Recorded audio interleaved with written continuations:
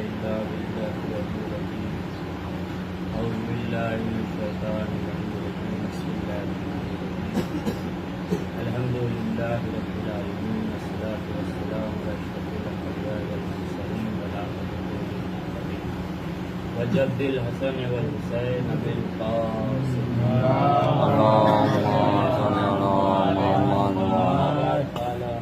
سبحانه وتعالى في القرآن المجيد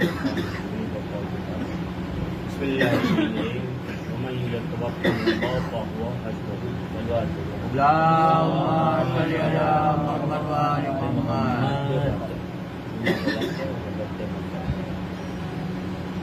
کہ جو اللہ پر بھروسہ رکھتا ہے اللہ اسے کامیابی اور کامرانی تک پہنچاتا ہے. اور آپ دیکھیں تاریخ میں اٹھا کر اور واقعات دیکھیں کہ جن جن لوگوں نے اللہ پہ بھروسہ رکھا دنیا والے لاکھ ان کو مٹانا چاہے لیکن مٹ نہ سکے. بے شک آج بھی ذکر حسین موجود ہے اور تا قیامت تک ذکر حسین موجود رہے گا. اور آپ نے یہ دیکھا کہ ابھی جنگیں جو تھی اور جو ہے دشمنوں نے گھٹنا جو ٹیک دیا اس کی وجہ یہ تھی کہ صرف اللہ پہ بھروسہ تھا. اللہ پہ بھروسہ تھا اور جو اللہ پہ بھروسہ رکھتا ہے تو اللہ اس کے لیے فتح یابی ضرور رکھتا ہے. صلوات بھیجے محمد. ورنہ تنہا دشمن چاروں طرف سے گھیرے ہوئے تھے لیکن بس اللہ پہ بھروسہ تھا. جو ذات اللہ پہ بھروسہ رکھتی ہے آپ واقعات اٹھائیے کہ معصومین جو ہیں اللہ پہ بھروسہ کہ گھر پر فاقے ہیں لیکن جب رسول اسلام نے کہا کہ جو ہے آج ہم تمہارے گھر پہ آنا چاہ رہے ہیں دعوت کے لیے لیکن گھر پہ کوئی چیز موجود نہیں تھی تو صرف اللہ پہ بھروسہ تھا کہ وہ ذات جو ہے وہ ہمیں سب کچھ دینے والی ہے. اور جب رسول اسلام گھر پہ آئے تو دیکھا کہ جو ہے دسترخوان لگا ہوا ہے بہترین پکوان اس دسترخوان پہ رکھا ہوا ہے تو کہا بیٹی یہ کہاں سے آیا؟ کہا کہ بس یہ پروردگار کی جانب سے آیا ہے. اللہ انسان کو اللہ دیتا ہے تو بے حساب رزق عطا کرتا ہے. یہ ہے جب اللہ پہ انسان بھروسہ رکھتے ہیں. یہ نہیں کہ انسان صرف جو ہے ہاتھ پر ہاتھ. دوسری بات یہ کہ صرف انسان ہاتھ پر ہاتھ رکھ کر بیٹھا رہے اور کہے کہ ہم اللہ پہ بھروسہ رکھتے ہیں سے کوئی فائدہ نہیں ہے. کہ ہم چاہے امتحان میں کچھ پڑھے کہ نہ پڑھے اور جا کے پیپر پاس ایگزام میں بیٹھ جائے اللہ پہ بھروسہ اللہ پاس کرتے ہیں تو اسے توکل نہیں کہتے ہیں. توکل کے معنی یہ ہے کہ آپ محنت کرتے رہیں اجر اللہ پر چھوڑ دیں. اجر اللہ پہ چھوڑ دیں کہ جب آپ محنت کریں گے تو اللہ آپ کو کامیابی تک پہنچاتا ہوا نظر آئے گا. بس بات کو میں نے سمجھا. تو آپ یہ دیکھیے کہ امام حسین علیہ السلام کربلا کے میدان میں جب مدینے سے رخصت ہو رہے ہیں تو اللہ کی ذات پر بھروسہ تھا. اللہ کی ذات پر بھروسہ تھا.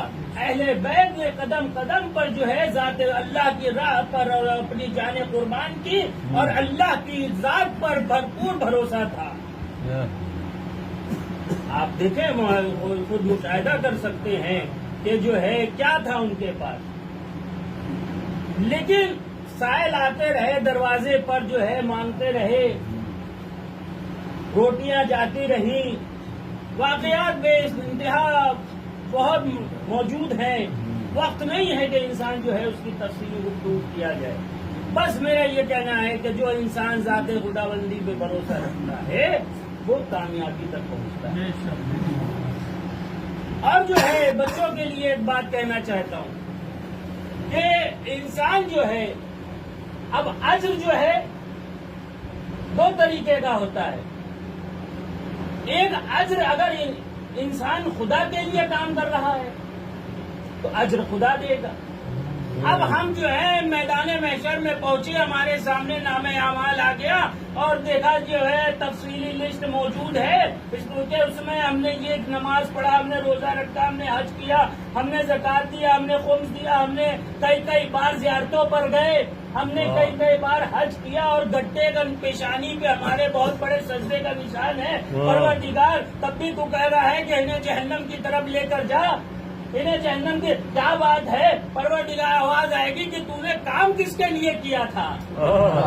کام کس کے لیے؟ اگر تو خالص میرے لیے عبادت کرتا تو میں اس کے تیری اجر دیتا، تو نے بندوں کو دکھانے کے لیے عبادت کیا ہے تو جا ان بندوں سے اجر لے جن کے لیے تو نے عبادت کیا ہے۔ تو ہمیں خالص خدا کے لیے عبادت کرنا ہے۔ انسان کو یہ نہیں دیکھنا ہے کہ ہمارے گھر پہ 5 لوگ آئیں کہ 10 لوگ آئیں، بس ہمیں دیکھنا ہے کہ آیا وہ 5 لوگوں میں ہماری نیت میں خالص پن ہے کہ نہیں ہے، ہمارے اندر خلوص بنا ہے کہ نہیں ہے۔ امام حسین آپ کی دیکھ کی بریانی دیکھنے نہیں آتے ہیں، آپ کی نیت دیکھتے ہیں کہ بندہ عزادار کس نیت سے ہماری عزاداری کر رہا ہے، کس نیت سے ہماری عزاداری کر رہا ہے، ہماری نیت دیکھتے ہیں۔ ہماری جو ہے نیت میں اگر خلوص پنا ہوگا، خالص ہوگی، عبادت سے نیت پہ ہوگی تو وہ عزاداری قابل قبول ہے، ورنہ وہ عزاداری بیکار ہے جس میں دکھلاوا، جس میں دکھلاوا ہو عزاداری نہیں ہوتی ہے۔ عزاداری ہے کہ جس میں نیت خالص ہو، نیت خالص ہو۔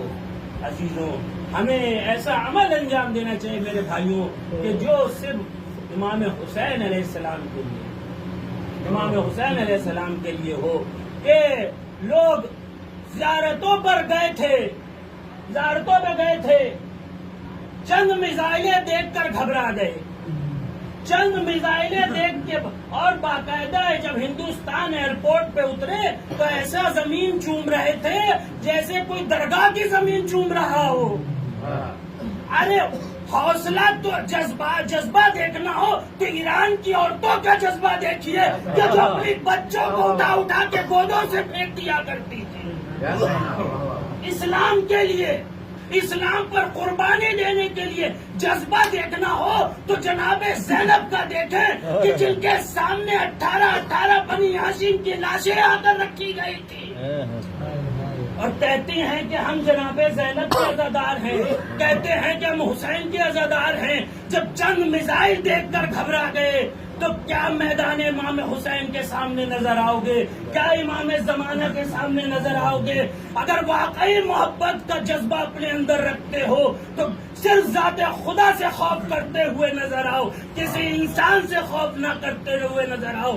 امام خامنہئی کا ایک جملہ مجھے یاد آ رہا ہے کہ جو انسان صرف ایک پاور کے سامنے سر جھکا دے اس کے سامنے دنیا کی کوئی پاور نہیں ہوا کرتی ہے۔ ایک پیشانی پروردگار کے سامنے جھکا دیا کہ لاکھ کوئی پاور آ جائے اس کے سامنے کوئی کچھ نہیں ہے۔ تو عزیزوں، انسان کے اندر ایسے ہی جذبہ ہونا چاہیے، ایسے ہی محبت ہونا چاہیے، ورنہ انسان پڑھتا ہے کہ کاش ہم کربلا میں ہوتے تو اپنی جانیں قربان کر دیتے، کاش ہم امام ضرور قربانے۔ پہلے خود انسان کے اندر ویسا جذبہ ہو، اپنے نفس کو اتنا پاک اور طاہر بنا لے کہ جب امام کا ظہور ہو تو ہم اس لائق ہو کہ امام کے ہاتھ پر بیعت کرنے کے لائق بن جائے۔ عزیزو، بس میں نے ختم کر دیا۔ جذبہ دیکھنا ہو تو کربلا کے میدان میں دیکھنا کہ مائیں شب عاشور جو ہے بچوں کو تیار کر رہی ہیں کہ کل تمہیں ماموں کے اوپر قربان ہونا ہے، کل تمہیں جگہ پہ قربان ہونا ہے۔ عزیزوں، ایسی مائیں کربلا کے میدان میں تو جو اپنے بچوں کو اسلام کے لیے قربان کریں، اپنے بچوں کو اسلام کے لیے شہادت پہ نوش کر رہے ہیں۔ عزیزوں، مجھے بچن رخصتی امام حسین کی پڑھنا ہے اور اس کے بعد میں نے ختم کر دیا کہ حاکم مدینہ نے کہا کہ حسین کو طلب کیا۔ جناب زینب کے جب بات علم ہوا جناب زینب کو کہ حاکم مدینہ نے بھائی کو بلایا ہے، بھیا تنہا نہ جائے، عباس اور علی اکبر کو بھی ساتھ میں لے گئے. عزیزو، جناب علی اکبر اور جناب عباس ساتھ میں چلے. کہا کہ دیکھو تم لوگ باہر کھڑے رہو، جب میری آواز بلند ہو یا میں آواز دوں تب اندر آنا. امام حسین تنہا میں دربار میں پہنچے، محل میں پہنچے اس کے، اور جو ہے جب اس نے بیعت کا مطالبہ کیا تو امام نے کہا کہ نجیس کے ہاتھ پر کیسے بیعت ہو سکتی ہے. جب امام کی آواز بلند ہوئی تو عباس تلوار نیام سے کھینچتے ہوئے دربار میں داخل ہو گئے. امام نے کندھے پہ ہاتھ رکھا کہ عباس ابھی کربلا دور ہے، عباس ابھی کربلا نہیں آئی ہے. آج جو امام حسین علیہ السلام لوٹتے ہیں اور لوٹنے کے بعد سفر کے لیے آمادہ ہوتے ہیں. ارے اونٹوں پر جو ہے خیمے لگائے جاتے ہیں. جناب زینب نے کہا بھیا کہاں جا رہے ہیں؟ کہا کربلا کے لیے سفر کرنا ہے. کہا مجھے بھی ساتھ لے چلیے. کہا بہن زینب اب تمہارے والی و وارث عبداللہ ہیں، جا کے عبداللہ سے اجازت لے لو. عبداللہ کے پاس آئے. کہا عبداللہ کیا تجھے معلوم نہیں ہے میرا بھائی حسین جا رہا ہے؟ کہا بی بی جائیے، خدا حافظ، اور لیجیے میرے بچوں کو بھی ساتھ میں لے کے جائیے گا. ایک کو میری طرف سے قربان کر دیجیے گا، ایک کو اپنی طرف سے قربان کر دیجیے. ادھر جو ہے محمل تیار ہوئی، ایک کے بعد ایک بیویاں آ رہی ہیں. ام لیلا آئی، علی اکبر استقبال کے لیے کھڑے ہو گئے.